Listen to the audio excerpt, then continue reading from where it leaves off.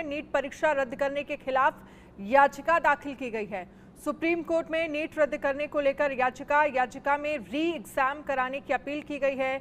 CBI पूरी तरह से री एग्जाम कराए, ये याचिका में कहा गया है। यूजीसी नेट परीक्षा रद्द करने के केंद्रीय शिक्षा मंत्रालय के फैसले के खिलाफ सुप्रीम कोर्ट में रविवार को एक याचिका दायर की गई है। केंद्र सरकार ने 19 जून को यूजीसी नेट की परीक्षा रद्द कर दी थी। ये परीक्षा रद्द करने से एक दिन पहले यानी 18 जून को हुई थी। याचिका एडवोकेट उज्जवल गौर ने दायर की है। पिटीशन में यूजीसी नेट की दोबारा परीक्षा कराने पर तब तक रोक लगाने का निर्देश देने का अनुरोध किया गया है जब तक सीबीआई नेट एग्जाम में हुई गड़बड़ियों की जांच पूरी नहीं कर लेती। याचिका में कहा गया है सीबीआई के हालिया निष्कर्षों को ध्यान में रखते हुए फिर से परीक्षा आयोजित करने का निर्णय न केवल मनमाना है बल्कि अन्यायपूर्ण भी है। इसके अलावा सीबीआई की जांच से ये तथ्य सामने आया है कि क्वेश्चन पेपर लीक का दावा करने वाले सबूतों के साथ छेड़छाड़ की गई है। तो सुप्रीम कोर्ट में याचिका दायर की गई है। नीट की परीक्षा दोबारा सुप्रीम कोर्ट में चुनौती। याचिका में री एग्जाम को लेकर सीबीआई पूरी तरह से री एग्जाम कराए। याचिका में कहा गया है नीट परीक्षा रद्द करने को लेकर ये याचिका है। याचिका में री एग्जाम कराने की अपील की गई है। सीबीआई पूरी तरह से री एग्जाम कराए, ये याचिका में कहा गया है। तो देखिए, लगातार ये मांग उठ रही है कि दोबारा से एग्जाम होना चाहिए। सीबीआई पूरी तरह से री एग्जाम कराए। नीट परीक्षा रद्द करने के खिलाफ याचिका दाखिल की गई है। सुप्रीम कोर्ट में नीट रद्द करने के खिलाफ ये याचिका दाखिल की गई है। आयुष शर्मा दिल्ली से हमारे साथ ज्यादा जानकारी के लिए लाइव जुड़ गए हैं। आयुष, याचिका में क्या कुछ महत्वपूर्ण पॉइंट्स हैं उनके बारे में समझना चाहेंगे, जिसमें ये कहा गया है कि दोबारा से एग्जाम कराया जाए। इसके अलावा और क्या क्या महत्वपूर्ण पॉइंट्स हैं?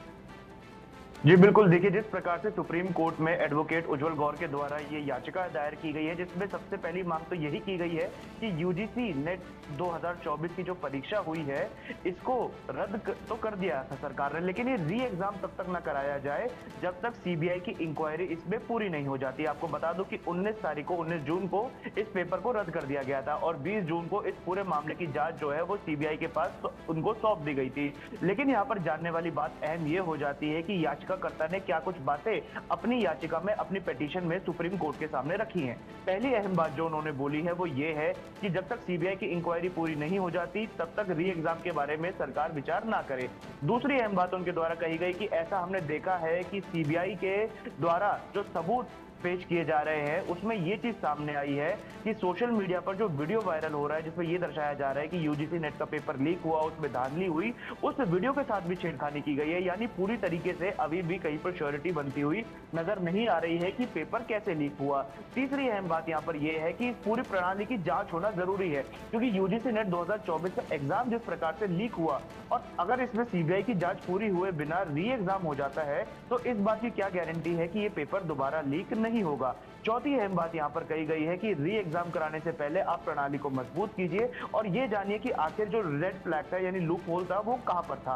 पांचवी अहम बात इस पूरे मामले में जो कही गई इस याचिका में वो ये है कि स्टे लगा दिया जाए री एग्जाम के ऊपर, सुप्रीम कोर्ट इस मामले में संज्ञान ले और इस पूरे रीटेस्ट का जो प्रकरण शुरू होने वाला है, जो सरकार विचार कर रही थी रीटेस्ट को लेकर, इस पे स्टे लगाया जाए। ये कुछ अहम बातें हैं, लेकिन अब सुप्रीम कोर्ट में ये मामला किस दिन लिस्ट किया जाएगा वो देखने वाली बात है। हो सकता है कि कल इस मामले को उठाया जाए और इसमें अगली तारीख दे दी जाए, क्योंकि अक्सर क्या होता है ऐसे मामले जब सुप्रीम कोर्ट के सामने आते हैं तो ये सप्लीमेंट्री कॉज लिस्ट में जाते हैं और ये सप्लीमेंट्री कॉज लिस्ट पे अगली तारीख हो सकता है कि दे दी जाए। फिलहाल इसमें कोई बेंच अभी असाइन नहीं हुई है, लेकिन जब बेंच असाइन होगी तो क्या कुछ निर्णय इस पे सुप्रीम कोर्ट की तरफ से दिया जाएगा वो देखने वाली बात होगी। जी बिल्कुल, और आयुष अपने आप में ये महत्वपूर्ण है, अभी तक ना तो बेंच असाइन की गई है और क्या याचिका को एक्सेप्ट कर लिया गया है सुप्रीम कोर्ट की तरफ से, और डेट भी अभी असाइन नहीं हुई है कि किस दिन इस मामले को लेकर सुनवाई हो सकती है। देखिए, याचिका एक्सेप्ट हुई या नहीं ये बाद में पता चलेगा, क्योंकि सुप्रीम कोर्ट के सामने अभी ये मैटर लिस्ट ही नहीं हुआ है। मैं ये प्रोसेस आप लोगों को एक बार बता देता हूँ। जब भी कोई याचिका कोर्ट में डाली जाती है तो वो रजिस्ट्रार के सामने पहुंचती है और रजिस्ट्रार उसे अगले दिन की सप्लीमेंट्री कॉज लिस्ट में डालते हैं।